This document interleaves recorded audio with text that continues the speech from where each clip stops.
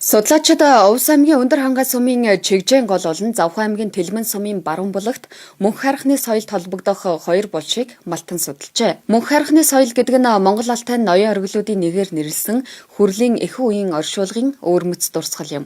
Онцгийн хувьд нийтийн тооллын өмнөх 1780-аас 1630 онд хамаардаг байна. Улмаар мөнх хайрхны соёлын булшийг тахилын байгууламжийн хамт малтан судлахад адууны яс 25% цагаан тугалганы агуулмжтай хүрэл эдлэл мөн адууны туурайны яс зэрэг илэрчээ. Нийтийн тооллын өмнөх 1400-аас өмнөх адуу нь болохоор Никус энэ бидний ундаг адуу биш байгаа байхгүй.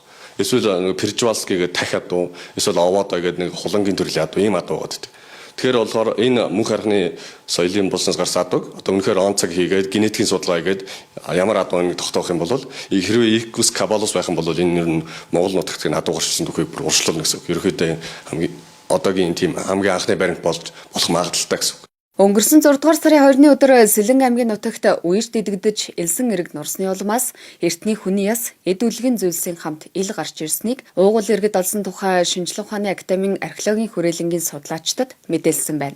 Малтлахын үр дүнд тоногдоогүй бүтэн 8 булш, малын хөлөөр хөндөгдсөн 15 булш, нийт 23 дурсгалыг илрүүлжээ. Урд өмнө тухайн булшнууд шиг нэг дор бүлэглэн орших элсний оршуулгууд илэрсэн нь ховор тохиолдол юм. Мөн булшнууд тоногдож хөндөгдөөгүй байсан нь тухайн үеийн хүмүүсийн оршуулгын зан үйлийн онцлогийг судлах чухал их сурвалж гэлээ. Тухайн үйлчлэгчдийн одоо оршуулгын зан үйлийг бүрэн мэдэх боломжийг олгож байгаа гэж найдаж байгаа. Одоо үүндээс онцлог нэг зүйлийг дурдахад одоо хүмүүчүүд одоо талигч байгаа оршуулгатай бүрэн бүсийн дагуулж унжуулж хайдаг байсан гэсэн нэг зан үйл. Энэ нь болохоор хожмын монголчуудын бас одоо түүх сурвалжид гардаг. Одоо жишээ нь Чингис хаан Бурхан алтуулан дээрээс чи өвгдийнхэн сүнстэй холбогдохтой бүсээ тайлж мөрөн дээгээрээ давуулж тавьдаг байсан гэсэн зан үйлтэй холбогдож байгаагаар бас сонирхолтой байна. Манай улсад урд өмнө Жужааны үед хамаарах булш оршуулгын дурсгал цөөн тоогоор илэрч байжээ. Энэ оны 8 дугаар сард Булган аймгийн нутгаас урьдчилсан байдлаар нийтийн тооллын өмнөх 416-аас 538 онд хамаарах дурсгал олдсон байна.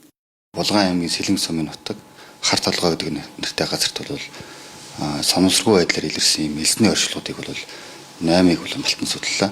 Малтан судалсан энэ дурслаас бол хамгийн гол онцлог нь одоо тухайн нас орсон хүндээ бол хүзүүнд нь бол саран калибрийн зүйлт бол хийж орчуулсан байна. За эндээс гарсан энэ вар савны хээ чимэглэлийг бас нэрвэлж судлахад эдгээр материалууд бол бас чухал хэрэгэлдэг бол. Олдвор гарсан яс те юун дээр генетикийн судалгаа болон онцаг тогтоох судалгааг бол гадаад орнуудын лаборатори руу явж судалгаа хийлээ. Шинжлэх ухааны академийн археологийн хүрээлэн энэ онд Америк нэгдсэн улс, Бүгд найрамдах Хятад ард улс, Япон, Бүгд найрамдах Солонгос улс зэрэг гадны 10 гаруй орн болон дотоодын шинжилгээний анги хамтран 40 гаруй хэрийн судалгаа хийжээ. Улмаар бүс нутгийн нэн эрт дундад үеийн археологийн дурсгалыг судалж авран хамгаалах ажлыг хамжилттай гүйцэтгэж байна.